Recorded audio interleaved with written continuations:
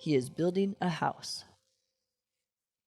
Antonio was a pastor in the Dominican Republic, and life seemed harder for him than most.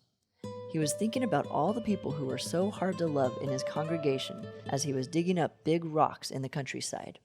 When he finally unburied one, he would load it with the rest in his wheelbarrow and tote it to his beat-up old pickup truck. He thought about the Elliots, who were always fighting with each other, and their kid who was so scared by it all, he just spent all of his time with Antonio at church.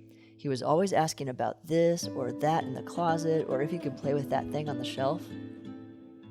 Antonio drove to the city and unloaded the rocks into the front yard of his house in progress. Enough was done that he and his wife could live in it, but there was so much more to do. These rocks would become the second-story walls. 10 years ago, storms had destroyed his house, which was poorly made by builders who just wanted quick money, like the ones that were building the houses at the end of the street. So he decided if he wanted it done right, he would have to do it the hard way, with quality, himself. He thought about the church bills he was continuously trying to stay on top of, which required calling a lot of people, asking for their partnership in his ministry. Antonio eventually started planing the wood timbers he had cut from the hardwood trunks he had harvested from a nearby forest. This was good, solid wood and would hold on a roof the next time the wind got strong. He thought about his own difficult marriage and how he constantly had to be biting his tongue so he wouldn't say something mean. She was a good woman, she just got in these moods. He prayed a lot during those moments. After Antonio's back got tired, he sat down to carve the intricate design into the wood cornice pieces. He had spent a week or so designing each of these little details because he realized if he was going to live here, he wanted to make it beautiful. He worked on this until his hands were sore. He could hear the trucks from the nearby construction site growling and workers unloading quick-growth 2x4s and cheap shingles. These buildings went up in a month or two and would probably be torn apart again in the next storm. But the builders would sell it before then and get their money. Poor Antonio had been working on his house for years, but it could endure an earthquake. He thought about how hard it had been to connect with God for a while. But these difficulties certainly did require him to rely on prayer more than he used to. He often just talked with God as he worked on his house. Antonio was moving on to the plumbing now, and knew he still had to seal the baseboards tonight when he looked over at the workmen finishing their day at the construction site.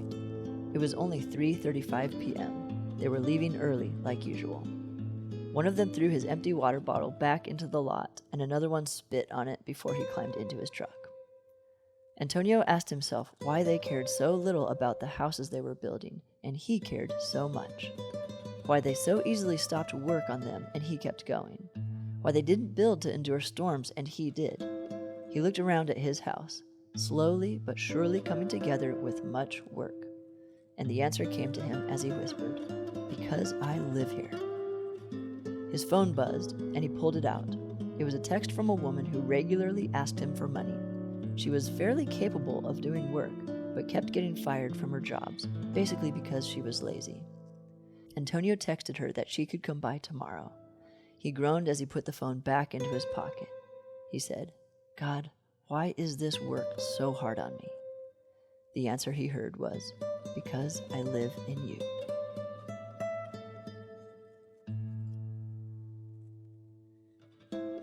It is hard work to build a house well. It is hard work becoming holy. In 1 Corinthians 6:19, God says our body is a temple for the Holy Spirit. And I imagine the way we are being built into something beautiful for Him to live in is the hard work we put in to do the right things when we don't want to. But take heart, it is because God intends to live in you.